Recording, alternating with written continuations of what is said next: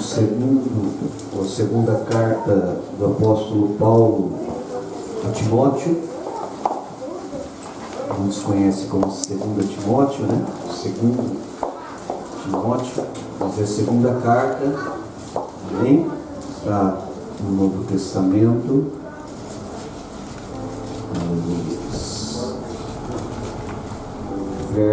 Capítulo 4, nós vamos ler o verso 7, o 6, 7 e 8.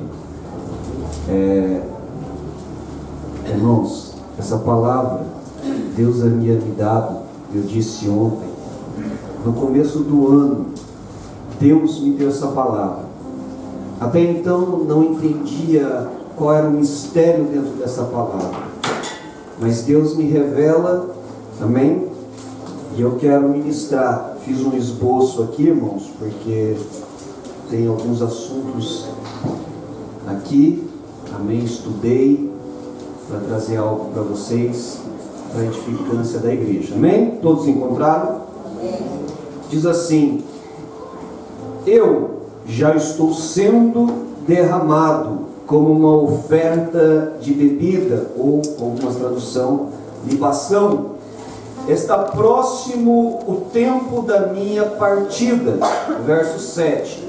Combati um bom combate, terminei a corrida ou a carreira, guardei a fé.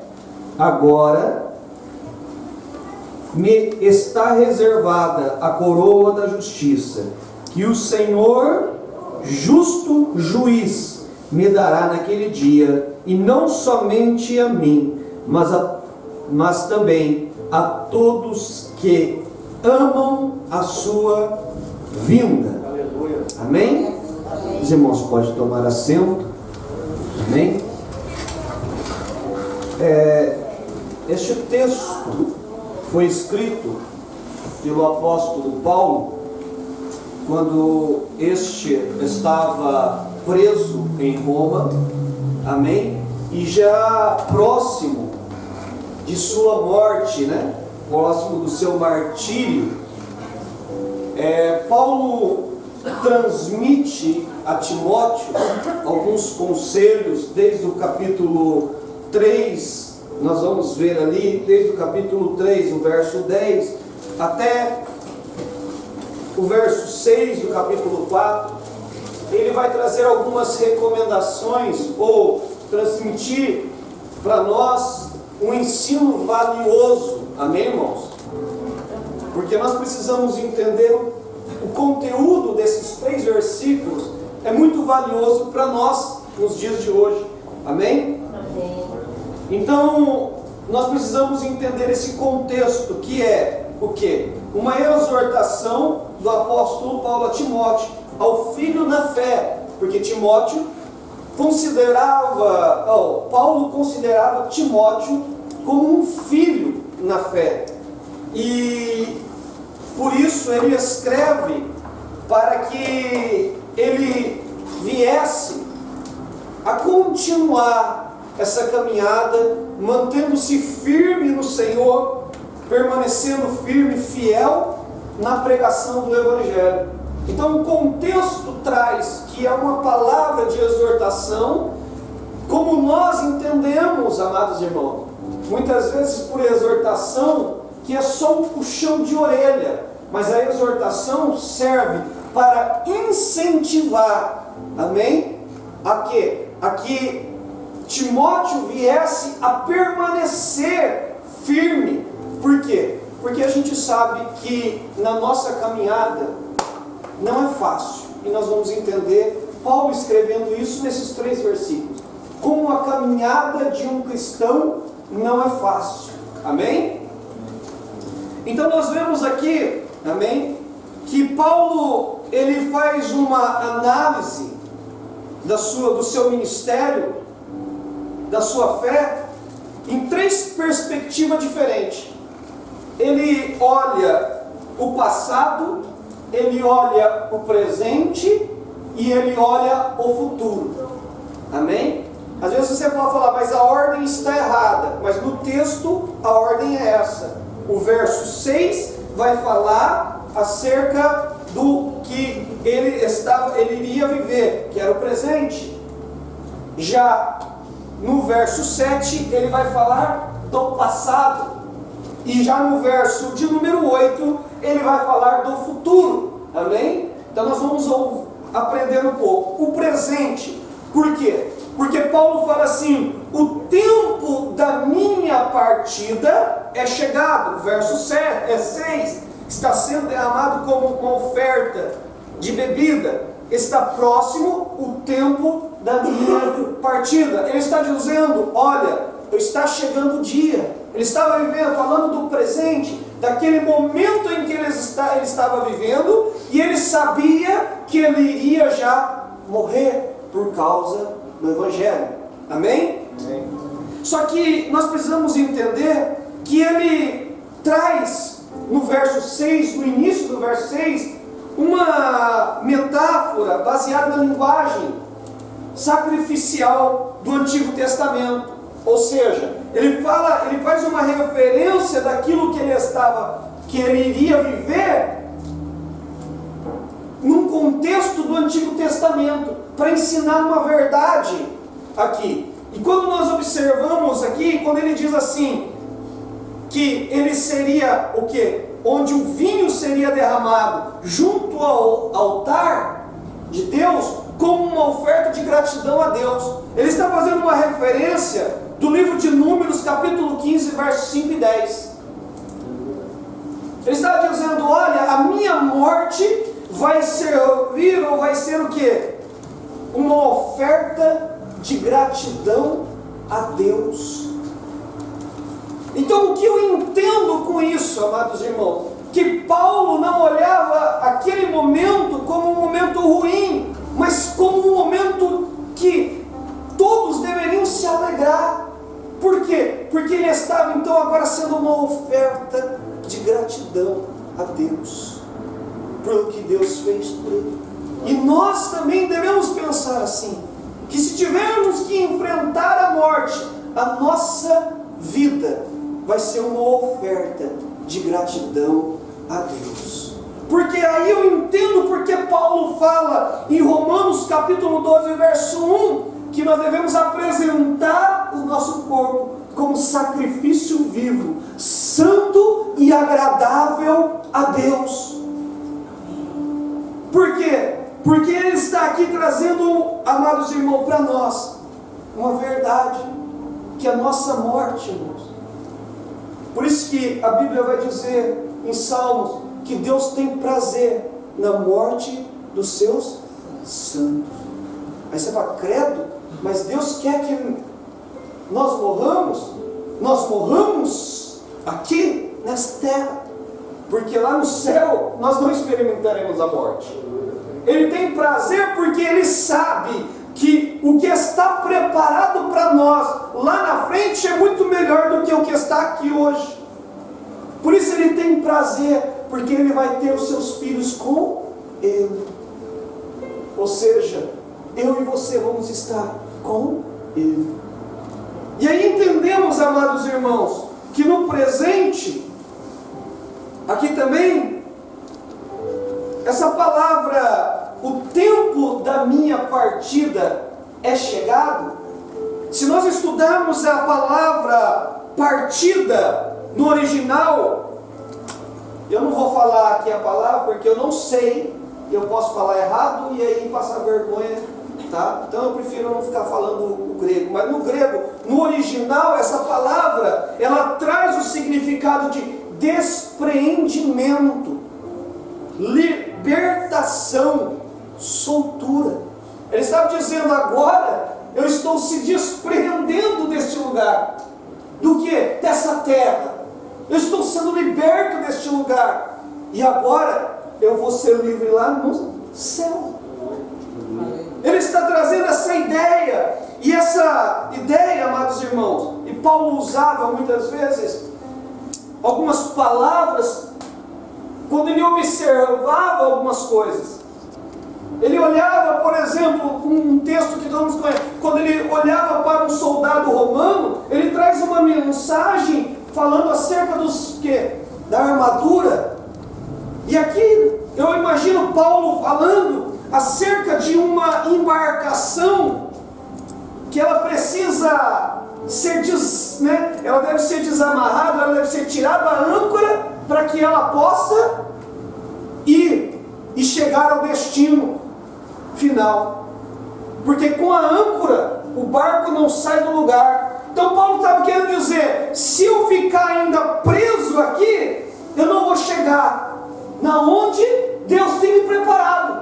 Então eu preciso agora desamarrar, eu preciso agora desprender, se libertar, ser solto, para que eu chegue aonde foi me proposto. Ou seja, nós precisamos entender isso, que nós precisamos também desprender, nós precisamos de despreendimento deste mundo, para que nós possamos chegar aonde Deus tem nos preparado. Paulo via a sua morte como uma libertação plena, a fim de navegar diretamente aos braços de Cristo. Quem quer navegar diretamente aos braços de Cristo aqui hoje? Amém? Então nós temos que entender que muitas vezes nós vamos enfrentar a morte, mas nós temos que olhar com uma outra perspectiva. Amém?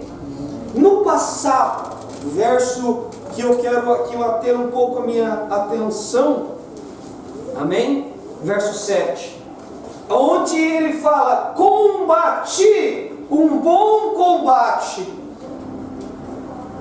terminei a corrida ou a carreira e guardei a minha fé. Você pode ver que tudo isso aqui, todas essas palavras, elas estão no passado. Ela não está no presente e nem no futuro. Eu combati um bom combate. Ou já combati. Eu encerrei a minha carreira. Ou já foi encerrada. E eu guardei a minha fé. Ou seja, passado. Paulo, ele primeiro faz uma análise da sua situação do presente. Opa, eu vou morrer pela causa de Cristo.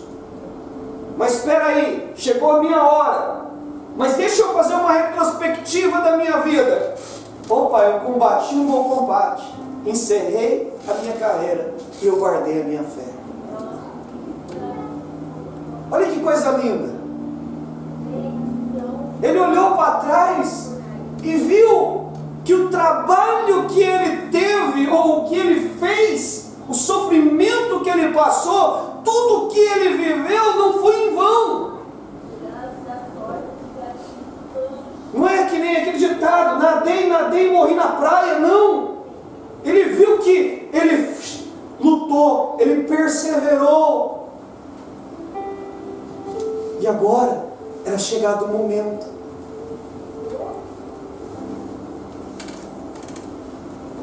Só que muitas vezes na nossa tradução, algumas palavras, ela fica ela perde a sua força, se assim eu posso dizer.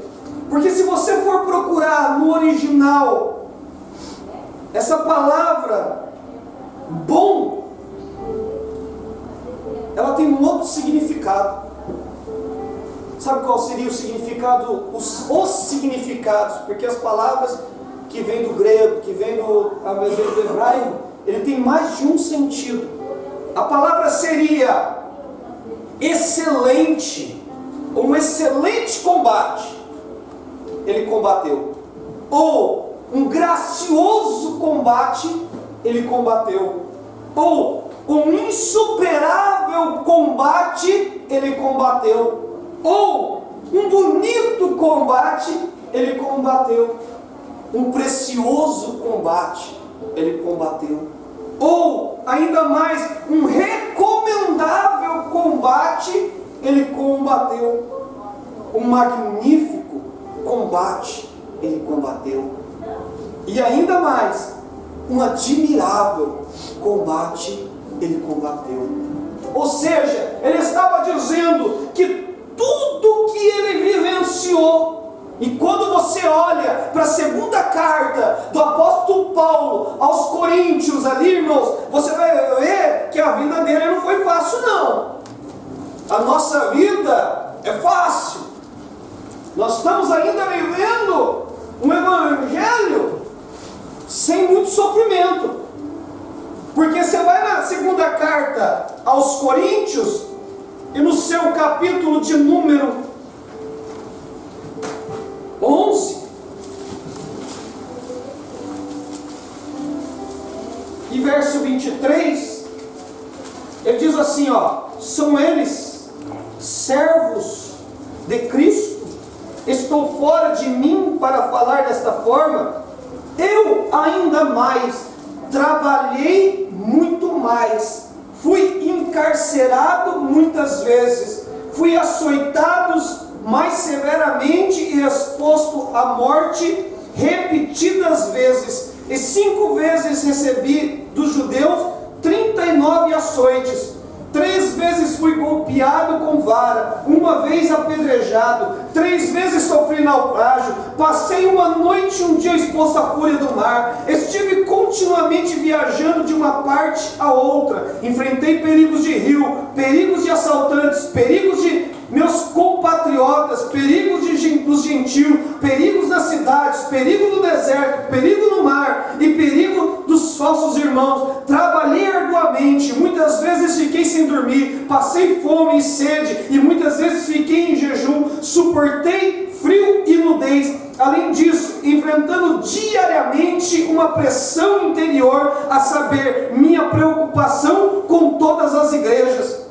Olha, irmão, algumas coisas daquilo que Paulo passou na sua caminhada, mas ele falou assim: esse combate é magnífico, é muito bom ter lutado pela causa de Cristo. Eu combati esse bom combate. Pela visão humana, pela nossa vista, foi uma vida cheia de privações, sofrimento, dificuldade e dor. Aos nossos olhos, nós entendemos que servir a Cristo às vezes é difícil, porque nós somos privados de muitas coisas. Esses dias alguém falou para mim, sexta-feira, dia de culto de oração, alguém muito próximo de mim falou assim: Marcelo, você não quer ir bater uma bolinha, não? Eu gosto de jogar futebol. Mas eu disse: não dá. Eu tenho oração. Às vezes, meu cunhado, ele chama eu para jogar bola, os amigos que jogam bola, para jogar dia de sábado, à noite. Eu falo: não posso, tenho culto. Passo algumas privações, e creio que todo mundo passa. Tem pessoas que gostam de fazer outras coisas, mas muitas vezes deixa de fazer por causa do quê? Em prol do reino, da obra de Deus. Paulo estava dizendo que ele passou por tantas coisas, mas ele não importava. Por isso que eu acho um texto que, irmão, me chama muita atenção, e eu tenho guardado isso. Foi uma palavra que me deram no início da minha caminhada. Falou: guarda essa palavra no teu coração e não deixa ela sair. Que é em Atos capítulo 20 e verso 24. Paulo, olha ele de novo aqui, dizendo algo. Paulo, ele vai falar assim, verso 24, capítulo 20 de Atos. Atos 20 e 24. Todavia, não me importo, nem considero a minha vida de valor algum para mim mesmo. E se tão somente puder terminar a corrida e completar o ministério que o Senhor Jesus me confiou de testemunhar o Evangelho da graça de Deus. Ou seja, ele está dizendo: eu não tenho nada mais precioso na minha vida do que cumprir, de encerrar essa carreira do nosso Senhor. Eu não tenho nada mais precioso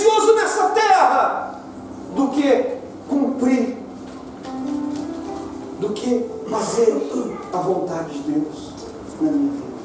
Eu fui chamado para isso. Nós somos chamados para isso.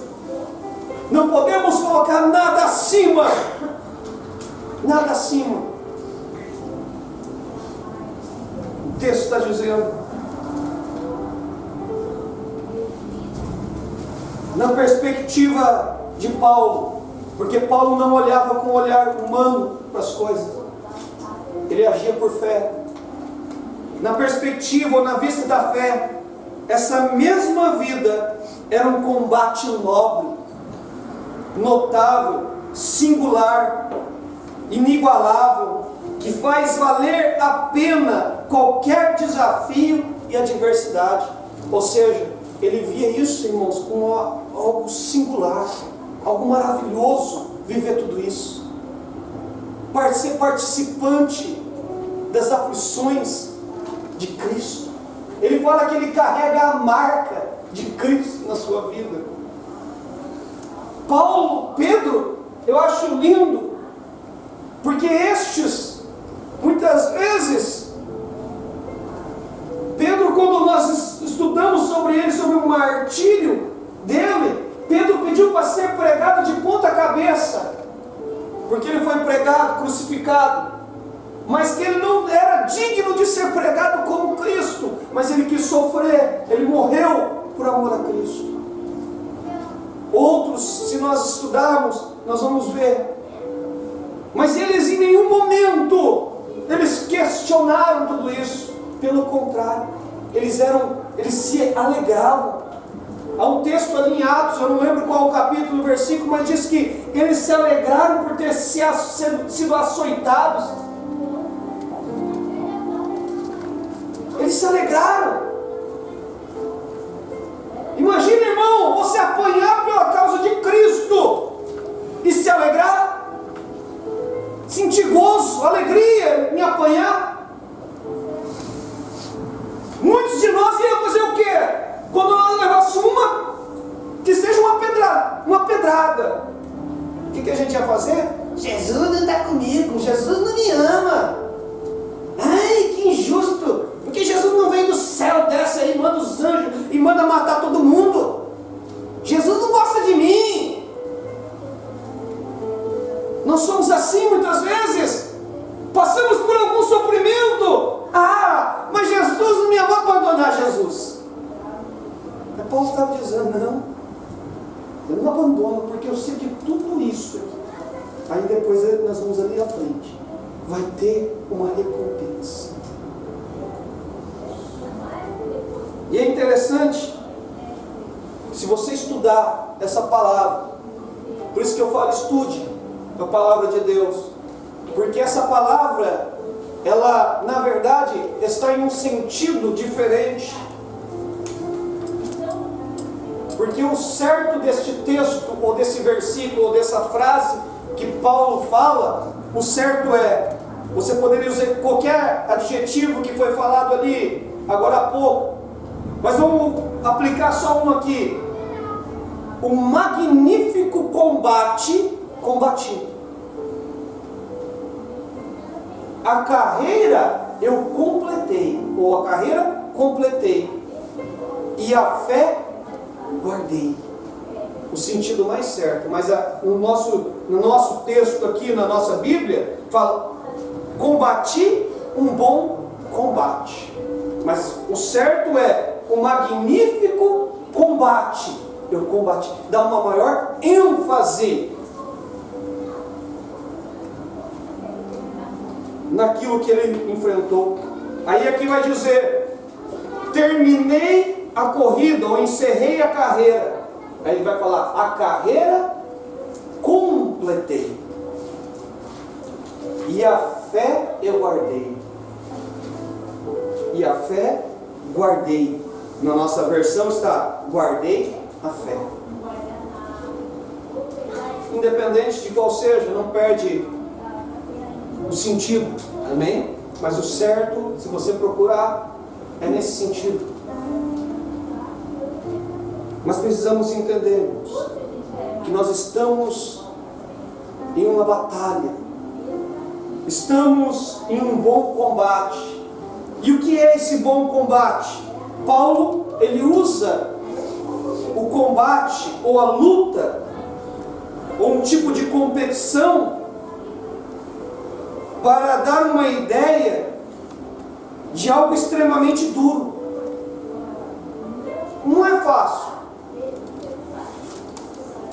Eu não sei se alguém já praticou algum tipo de luta. Hoje alguém já brigou na rua algumas vezes, antes de ser cristão. Depois de ser cristão não pode, tá? Senão você vai falar, eu briguei quando eu era cristão. Não, quando eu era cristão você não pode. Antes de ser cristão também não podia, mas às vezes a gente já praticou, né? Quem já não brigou? Um combate não é duro? É ou não é, irmão? Se você for para uma guerra, você acha que vai ser fácil? Não. O combate sempre é difícil. E Paulo está dizendo, essa vida cristã, esse combate, ou essa luta que nós estamos vivendo, não é fácil, é dura. Porém, nós temos que entender que ela é necessária passarmos. Você é necessário que você combata esse bom combate, que você lute viva essas lutas. Amém?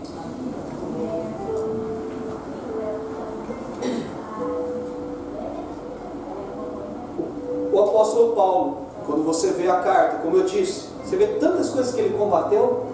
Vamos falar sobre algumas aqui, só para os irmãos guardarem isso na cabeça, para os irmãos depois olhar para a sua vida, fazer uma análise da sua vida, e você vai lembrar dessas palavras. A gente às vezes fala repetitivamente para que isso memorize. Aí quando você estiver numa luta, você vai lembrar, Paulo não passou nada e ele estava glorificando a Deus, né? Paulo passou por mais do que eu não estou passando por nada, mas Paulo estava glorificando a Deus, aí eu tenho que glorificar a Deus. Olha o que ele enfrentou: combateu principados e potestades de Satanás, perseguições dos judeus e gentios pagãos. Ele também se opôs a falsas doutrinas, falsos profetas e apóstolos impostores. Ele denunciou a cultura depravada do pecado, as contendas e os vícios carnais entre os próprios cristãos. Além disso, inventou a hipocrisia e a rejeição dos seus próprios filhos na fé. Olha o que ele passou, algumas coisas que ele passou. Ele passou por lutas espirituais.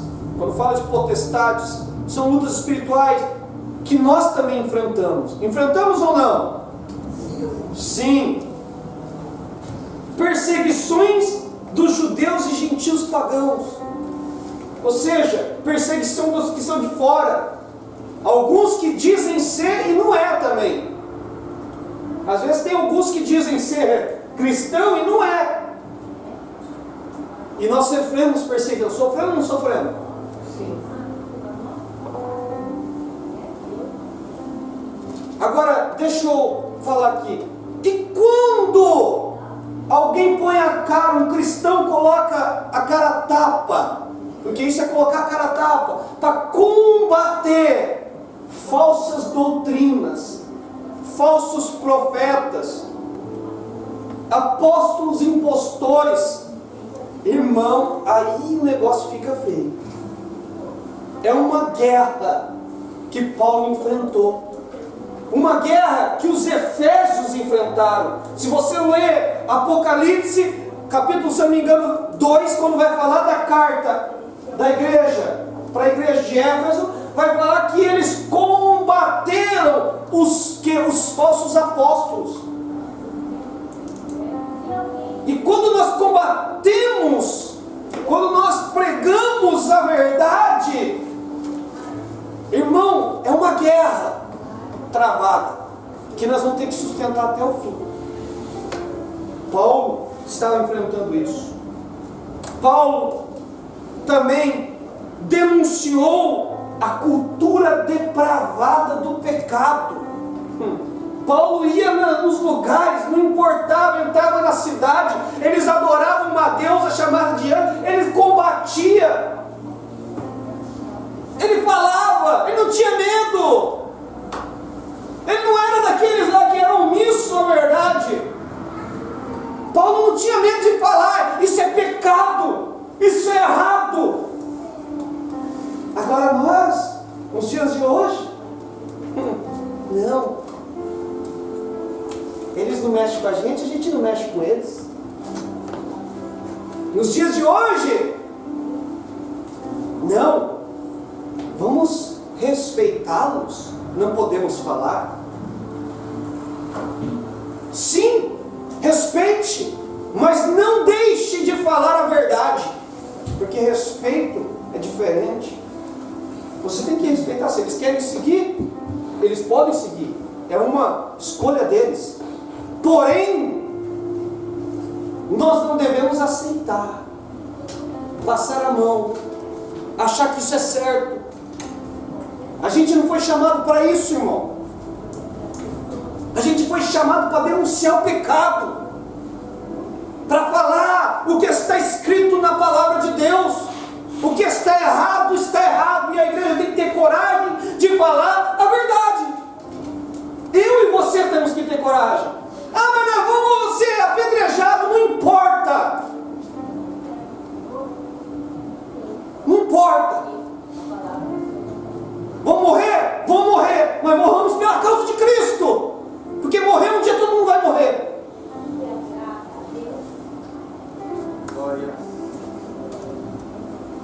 Mais cedo ou mais tarde, nós vamos morrer.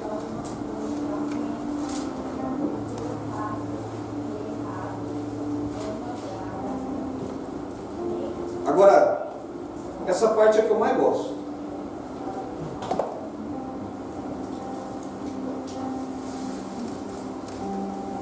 Carta aos Coríntios. Acho que é uma das cartas que Paulo mais se repreende, a primeira carta. Sabe quem? Os cristãos. Porque uma coisa é o mundo ali fora, ali, ó, está fazendo tudo errado. Uma coisa é o mundo, está andando de mal a pior. Agora, o que é inaceitável é a igreja viver desse jeito que está vivendo. Quando eu leio a carta aos Coríntios, eu sinto temor, eu tremo, para que a nossa igreja não seja uma igreja assim. Porque a igreja de Corinto diz que ela tinha sabedoria, ele foi dado o que dons a ela. Tanto é que Paulo, quando vai falar com eles, eu acho lindo que Paulo vai fazer uma pergunta dizendo assim: e vocês não sabem disso? Por várias vezes ele vai perguntar à igreja de Corinto: vocês não sabiam disso? E Paulo está falando de coisas básicas do cristianismo, e ele vai perguntar: mas isso também vocês não sabiam? Como que vocês têm tanto conhecimento e vocês não sabiam dessas coisas básicas? Aí ele começa a falar sobre o quê? Irmãos na justiça, brigando na justiça. Fala sobre os problemas que haviam entre homens e mulheres dentro da igreja. Falava sobre partidarismo. Ah, eu gosto mais do presbítero Silvio, então eu prefiro ele, vou ficar perto dele. O Marcelo é muito chato, então não, eu prefiro mais o Silvio. Ah, mas eu gosto de uma pessoa que ele ensina melhor do que o Marcelo, então eu vou ficar perto do irmão tal. E fazia grupinhos dentro da igreja, e Paulo fala: ei, quem morreu por vocês? Foi eu? Foi Pedro? Foi Apolo? Não! Quem morreu por vocês foi Cristo. Irmão, tanta coisa, mas tanta coisa nessa carta. Se você ler, você vai ver, você vai falar, meu Deus, isso era uma igreja? Ou isso era um mundo? Então Paulo combatia essas coisas dentro, no meio da igreja. Aí eu vou falar uma coisa aqui que aí os irmãos não vão gostar, mas é uma coisa que está na Bíblia. Paulo foi o quê? Paulo estava lá no dia, vendo toda essa situação? Estava? Estava, irmão? Não. Porque Paulo endereçou uma carta. Eu não mando uma carta se eu estou aqui dentro da igreja. Certo ou errado? Mas por que ele mandou essa carta? Como ele sabia de todos esses problemas? Diz que veio a informação de alguns que estavam ali dentro. Aí tem gente que fala, não pode falar da minha vida para o pastor. Não pode falar dos problemas da igreja para o pastor. Então continua no pecado. Porque acha que o pastor ele é onisciente. O pastor tem que, Deus, me revela. Não, só isso. O pastor deve viver debaixo da revelação. Deus mostra. O pastor fecha o olho e vê a vida da pessoa inteira acontecendo. Como é que está. E está tudo bom. Não é assim não. Há alguns que vão se incomodar e vão ter que falar, pastor, está acontecendo isso dentro da igreja. Está falando mal da vida. Não está falando mal. Pelo contrário, está querendo tratar. Está querendo tratar. Aí tem gente que fala, não pode. Ah, irmão, então o que Paulo fez aqui está errado. Paulo fez está errado, irmão? Não, porque o próprio Deus aprovou. Porque senão Deus não ia deixar com que essa carta fosse enviada. Eu ouvi de alguns que estão lá dentro que está acontecendo isso, isso e aquilo. E Paulo começa a tratar. Já na segunda carta Paulo já não precisa mais. Eu acho lindo, porque na segunda carta ele já não precisa ficar falando muito. Ele já vai tratando de outros assuntos. Mas isso não é só essa igreja. Vai ler a de Éfeso, vai ler a de Filipenses, vai ver a que estava em Colossos, vai ver a que estava em Tessalônica, vai ver todas essas cartas. Você vai ver Paulo exortando, Paulo tratando, e Paulo não estava presente. Pelo contrário, muitas vezes ele vai, eu tive vontade de estar com vocês, mas não pude, fui impedido. Mas Paulo recebia notícias, e Paulo tratava disso.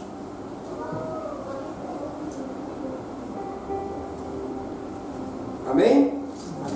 Olha que Paulo, olha o combate da vida de Paulo. E você acha que isso trouxe para quê? Trouxe a ele o quê? Vamos bater palma para Paulo. Hoje nós batemos palma para Paulo. Falando, não, Paulo foi um grande missionário, mas você acha que naquele tempo foi assim? Você acha que se levantasse um Paulo aqui hoje para pregar para nós e tratasse como ele trata as igrejas, nós íamos bater palma? Pelo contrário, muitos iam fazer cara feia. Ele está se achando o santarrão, a última bolacha do pacote, o único que foi feito com um material especial. Nem sei que terra foi essa, mas deve ser lá do Éden. Deve ser do Éden, tiraram do Éden e só fez ele, não tem mais nenhum igual. Muitos não iam gostar, irmãos. E não gostavam naquela época. Perseguiam ele. Falavam mal dele, você acha que não? Mas não importava. Paulo estava decidido a combater um bom combate. Você está decidido a combater um bom combate? A enfrentar? Alguém que sabe o combate não tem que, irmão, não pode ter medo de morrer. Você vai para uma guerra, você tem que entender, ou você pode vir vivo, ou você pode vir morto. Mas se você sabe que você vai morrer, e você temer, você não sai para a guerra, você recua. Mas não importa se alguém vai vir mutilado, sem uma perna, sem um braço, os guerreiros que vão para a guerra, irmão, às vezes muitos perdem a vida ou vêm mutilados. Muitas vezes nós vamos ser igual a estes, irmão. Nós vamos sair para a guerra alguns vão morrer pela causa de Cristo, como muitos já morreram. Outros vão vir machucados, mas combateu um bom combate. Você tem medo? Então não entra nessa guerra. Me desculpa falar isso, porque vai ser vergonhoso. Vai ser vergonhoso. Mas se você quer combater um bom combate, igual Paulo combateu, então não tenha medo de enfrentar o que você vai enfrentar. Nós estamos vivendo um tempo que nós temos que combater um bom combate. Não importa se essa pandemia vai matar o nosso corpo físico, porque se nós mantermos fiel a Deus, cumprirmos a carreira, podemos ter uma certeza e guardarmos a nossa fé, no futuro terá algo especial para nós. Nós podemos vencer essa pandemia, mas estão dizendo de crise. Então pode ser que a crise venha e não tenhamos o que comer. Que morramos muitas vezes de fome, mas combatendo um bom combate, não negando a Cristo, nosso Senhor. É um tempo em que Deus está dizendo: igreja, combata esse bom combate. Aí ele vai falar: acabei a carreira.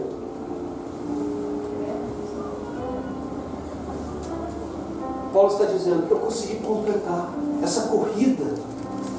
Eu não desisti na metade.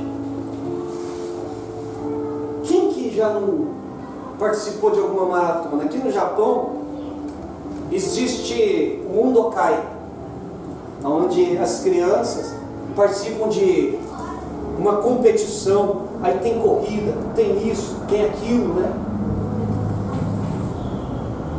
E aí a gente vê as crianças muitas vezes, né? Elas colocam o coração naquilo que quer fazer, né? Elas choram para chegar até o objetivo e chegar em primeiro. Você vê que elas caem, se levantam, mas estão correndo. Não perde a esperança de chegar em primeiro. Às vezes chega em último, mas está chorando. Aí você vê muitas vezes outros que caem, se machucam, e às vezes até aquele que também já está ali atrás já não vai ganhar mesmo, mas pega o outro para ajudar e leva até o final. Vemos muitas coisas acontecendo. Paulo estava dizendo: essa corrida, irmão, muitas vezes tem obstáculos. Nessa corrida você vai enfrentar diversas coisas que você vai cair, muitas vezes tropeçar e cair. Muitas vezes você vai se sentir cansado. Muitas vezes você vai sentir já que não tem mais jeito de chegar. Só que nessa corrida de Deus não tem aquele que vai chegar primeiro, aquele que vai chegar em segundo. Não, o propósito do que Deus quer é que todos nós cheguemos. Independente se você vai conseguir chegar primeiro, ou em segundo, ou em terceiro, ou em quarto, não importa. É que você chegue. E aí eu ouvi uma vez uma frase que dizia: o maior perdedor, o maior, não é aquele que perde uma corrida. Não, é aquele que desiste da corrida. Porque perder, todos perdem. Você pode olhar qualquer competição, natação, você pode ver de luta, de futebol. Não existe uma pessoa, um time ou um grupo que sempre vence. Todas as Olimpíadas, somente uma pessoa vence. Ou todo o campeonato, somente um time vence. Ou uma luta que uma pessoa nunca perdeu. Todos perdem. Só que, o que eles fazem? Eles treinam, eles se preparam de novo, para que eles possam enfrentar de novo. Se levanta e enfrenta de novo. Nós cristãos temos que aprender com isso, que muitas vezes nós vamos cair, mas isso não é um ponto final para a nossa vida cristã. Pelo contrário, é o momento de nós levantarmos, olharmos. Por que nós caímos? Ah, faltou fôlego, porque nós não conseguimos correr 100 metros, conseguimos correr até 80 metros rápido, mas quando chegou ali nos 80 eu cansei. Então vamos ver, então vamos começar a trabalhar de novo na nossa vida espiritual, para que nós conseguimos alcançar esses 100 metros.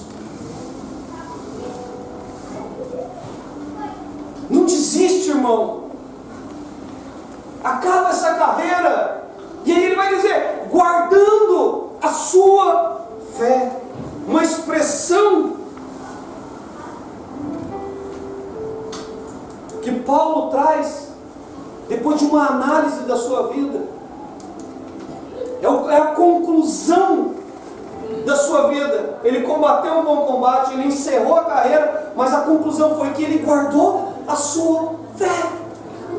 Ele não combate, ele não desistiu do combate, ele não deixou que a carreira dele não fosse cumprida. Pelo contrário, ele conseguiu combater. Ele conseguiu o quê? Seguir a sua carreira até o final. E ele conseguiu guardar a sua fé, que é o mais importante. A confiança. E eu vejo a confiança do apóstolo. Ele não tinha nem morrido ainda. Olha que confiança mais linda. Será que nós temos essa confiança? Porque Paulo não havia morrido ainda. E ele estava declarando: olha, eu tenho certeza que eu combati um bom combate, que eu encerrei a minha carreira, mas eu guardei a minha fé. Ou seja, ele está dizendo: eu guardei, eu me mantive firme. É a certeza que todo cristão tem que ter, de que está combatendo um bom combate, está encerrando a carreira, mas a fé não foi negociada. A fé continua firme em Cristo. Será que nós podemos declarar isso? Se amanhã fosse o nosso dia de enfrentarmos a morte, será que nós podemos dizer isso? Ó, eu combati, eu estou encerrando minha carreira, mas a minha fé está firme em Cristo. Ou será que nós vamos falar assim, ó, um combate eu combati, só um combate, não foi um bom? Porque às vezes tem gente que não considera isso aí um bom combate, ou uma gloriosa, um magnífico combate. Ó, eu estou terminando a minha carreira, estou terminando, tá indo assim, levando com a barriga, mas será que a fé eu tenho guardado?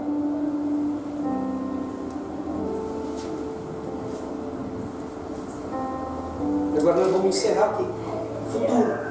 Nós falamos do presente, do passado, e agora a gente vai falar do futuro. Verso de número 8. E agora me está reservado a coroa da justiça, que o Senhor, justo juiz, me dará naquele dia, e não somente a mim, mas também a todos que amam a sua vinda. Ele está dizendo, olha, essa expressão é interessante, né? Porque ele vai falar assim, ele já tem até a certeza de que tem algo para ele lá na frente. Ele tem a certeza absoluta, porque ele falou assim, olha, está me reservado, agora me está reservado a coroa da justiça. Agora está me reservado já. E é interessante, quem aqui já comprou alguma coisa ou reservou alguma coisa para depois só ir lá e tirar aquilo que reservou? Você foi comprar alguma coisa, você fala assim, ó, eu quero fazer uma reserva, guarda isso para mim que eu vou vir buscar daqui a pouco. Aí você chega na loja, e você chega lá e fala assim, ó, vim buscar minha reserva. Aquele produto está ali ou não está te esperando? Tá ou não? Tá ou não? Não estou ouvindo, irmão. Tá ou não tá? Tá. Agora, o vendedor que reservou aquilo para você, ele vai pegar e vai dar para outro? Não. Por quê? É seu. Olha o que Paulo está dizendo. Já tem um negócio reservado para mim. E é para mim. O que está reservado lá no céu é meu. Só que não só a mim, como já tem reservado para outras pessoas também. Para aqueles que amam a sua vinda. Ou seja, aqueles que esperam a volta de Cristo. Aqueles que estão ansiosos para este grande dia.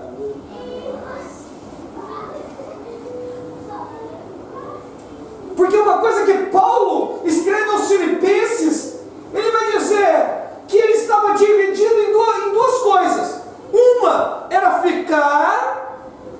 fruto, isso é uma bênção para os irmãos, como ele foi, e é ainda na nossa vida, porque ele escreveu aqui, o nome dele é mencionado, e nós aprendemos muito com ele aqui. Mas ele estava dizendo, só que o outro lado eu acho muito melhor do que esse. Sabe qual é? É de partir. Porque para mim, viver é Cristo, mas morrer é ganho. Paulo estava dizendo, olha, tem duas coisas boas aqui, só que a melhor não é essa. Ainda que eu dê fruto, o melhor é poder estar com Cristo. O poder é melhor eu estar na presença de Deus.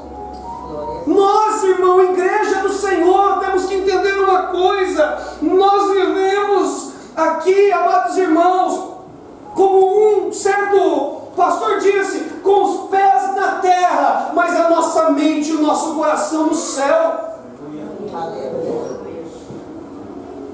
Nós temos que viver, irmão, a nossa esperança é o céu. E por isso que estamos aqui perseverando. É por isso que nós estamos aqui, muitas vezes de noite, largando muitas vezes, amados irmãos, o aconchego do nosso lar, para estar aqui orando a Deus.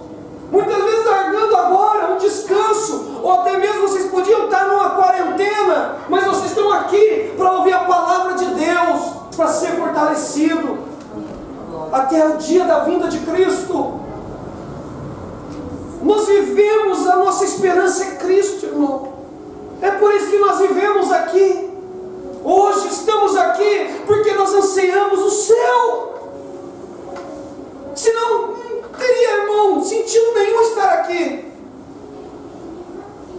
Agora, se vocês querem viver nessa terra, irmãos, fiquem à vontade, porque a minha vontade é ir para o céu.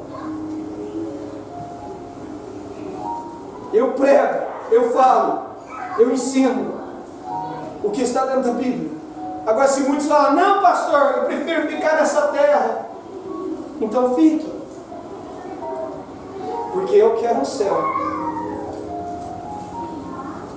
A minha esperança é o céu. Eu vou voltar a dizer uma coisa que eu disse aqui há muito tempo atrás, e alguns vão lembrar, que a gente não serve a Cristo com medo de ir para o inferno. Porque se nós estamos aqui somente com Cristo, porque temos medo de ir para o inferno, não é errado. Nós estamos servindo a Cristo porque nós ansiamos o céu. Meus irmãos não entenderam? Nós estamos servindo a Cristo porque o nosso anseio é o céu. Só dois entenderam agora. Se eu falar mais uma vez, que entende mais. Está difícil, irmão.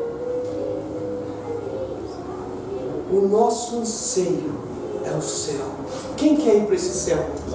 Tem alguém que quer ir para esse céu, irmão? Paulo está dizendo isso. Só que além de um céu maravilhoso, como a Bíblia diz, que as nossas lágrimas serão enxugadas, onde não haverá mais dor, não haverá mais sofrimento, não haverá mais, né, irmão?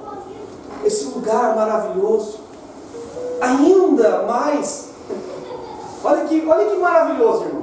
É um lugar que você vai viver num lugar, irmão, que às vezes é difícil nós conseguimos compreender. A nossa mente é muito pequena para compreender isso, porque é um lugar que nós não vamos chorar, um lugar onde nós não vamos sofrer, um lugar onde nós não vamos sentir dor. Às vezes alguns irmãos aqui estão sentindo dor em algum lugar do corpo, mas lá não vai sentir dor. Um lugar, irmãos, onde nós não vamos ver escassez.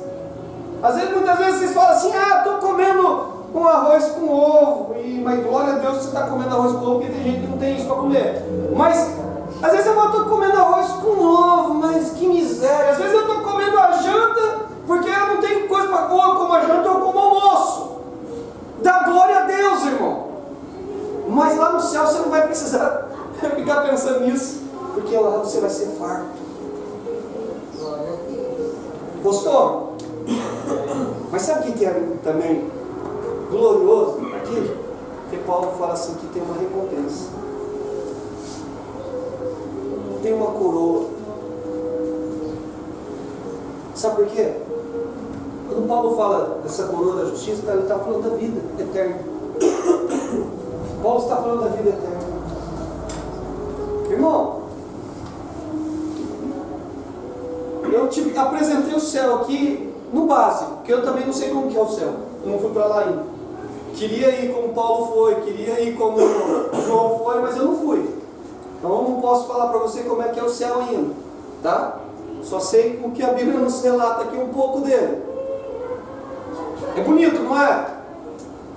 Mas você imagina agora você receber a vida eterna, ou seja, você viver eternamente nesse lugar? Os irmãos não entenderam. Irmão, nessa hora era para você estar chorando e dando glória a Deus, irmão. Você vai ter a sua vida toda neste lugar maravilhoso, se você combater um bom combate, encerrar a carreira e guardar a tua fé. É isso que Paulo está dizendo, é isso que Paulo está chegando para Timóteo, falando: Timóteo, entenda isso, e é isso que eu estou dizendo à igreja hoje aqui para vocês. Entenda esta verdade, combate um bom combate, encerra a tua carreira e guarda a tua fé, porque o que está preparado para você, irmão, é para você, é para aqueles que amam a vinda do Senhor, é aqueles que mantêm firme no Senhor. Glória a Deus. Oh, aleluia. Que incentivo maior do que esse para você permanecer firme no Senhor, irmãos? Que mais a gente precisa? Muitas vezes a gente quer que Jesus desça lá do céu para vir aqui falar para nós. Jesus está revelando a nós aqui algo. Esse é o maior incentivo que Deus poderia dar para nós. É dizer: fica firme. Diga para o teu irmão: fica firme, irmão. Não diga para o meu irmão, mas irmão, esse fica firme, hein, irmão? Vai ficar firme igual na areia, né, irmão? Um prego na areia. Mas diga para o seu irmão: fica firme. O que você está enfrentando, você vai passar. Eu disse ontem e volto a repetir aqui. E se coloque de pé. Eu vou dizer uma coisa aqui hoje. E vou encerrar aqui. E nós vamos orar. Eu disse: fica firme. Não disse? Ontem eu disse algo para os irmãos, que muitas vezes Deus, Ele não quer que a gente, às vezes a nossa oração a Deus, não desfazendo aquilo que foi falado aqui, que para cada um Deus fala de uma forma. Amém? Amém ou não amém, irmão? Amém. Amém. Eu disse ontem para os irmãos que muitas vezes a gente pede por livramentos. Aí eu dei um texto bíblico para os irmãos. Eu falei: lembra quando Jesus chega aos seus discípulos, chama eles e fala assim: ó, eles estavam aqui, passemos para o outro lado da margem. Jesus disse o quê? Passemos para o outro lado. Eles entraram dentro do barco. Jesus entrou dentro do barco. E aí o barco saiu. Só que chegou em um determinado lugar. O vento começou a soprar. O mar começou a se agitar. Os discípulos começaram a se desesperar. Agora, é fácil chegar para Jesus e dizer: Jesus, me livra desse mar, desse vento. E Jesus fala: então tá, eu livro. Só que eu tenho um propósito lá no final e vocês não vão chegar lá. Porque muitas vezes Deus, Ele permite as coisas, não porque é a vontade dele, mas Ele sabe que aquilo que vai acontecer pode fazer com que você experimente a glória dele. Você chega ao propósito a qual Ele tem para a tua vida. Ontem eu falei de José, e já volto no texto aqui. Eu falei de José. José teve que passar por tudo aquilo, por todo aquele processo. E você sabe muito bem. Mas se José em um momento da sua vida falar: Senhor, me tira daqui, Deus poderia tirar ele? Poderia. Poderia livrar ele? Poderia, da mão tanto de Potifar, como daquela mulher, de qualquer coisa. Só que daí não ia ter governador para governar com sabedoria o Egito. E todos morreriam. Não tinha uma pessoa para interpretar o sonho, não teria uma pessoa para ali dar a solução do problema, e não teria governador. Morreria ele, morreria seus irmãos, morreria todo mundo, o mundo todo, porque a Bíblia diz que houve fome na terra. 7 anos de fome. E todos iam lá no Egito para comprar milho, porque lá tinha bonança. Então, ou seja, eles tiveram que passar, ele teve que passar.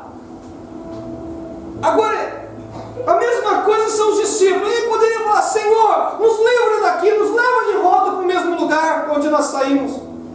Porque nós somos assim. Nós estamos num lugar, estamos passando por uma dificuldade, nós queremos voltar para o começo. Só que eu aprendi uma coisa, que Deus tem falado muito ao meu coração, é que não peça livramento, peça força. Senhor, me fortalece para que eu passe por tudo isso e chegue no propósito a qual o Senhor tem para a minha vida. Ou seja, nós estamos vivendo um tempo difícil, estamos, mas Deus me dá força para enfrentar tudo isso e não desistir, para chegar aonde o Senhor quer que eu chegue. Porque se você pedir livramento, Deus vai te livrar, mas você nunca vai chegar no propósito que Deus quer na sua vida. Porque muitas vezes as lutas é uma preparação para o propósito dele na nossa vida. Os irmãos entenderam de novo? Os irmãos hoje estão desligados. Se liga no céu aí, irmãos. O que você passa é para que cumpra o propósito de Deus. O que a igreja está passando, o que cada um individualmente passa, é porque Deus tem um propósito. Combate esse bom combate, encerra a tua carreira e guarda a tua fé. Aleluia! Fecha os teus olhos nesse momento.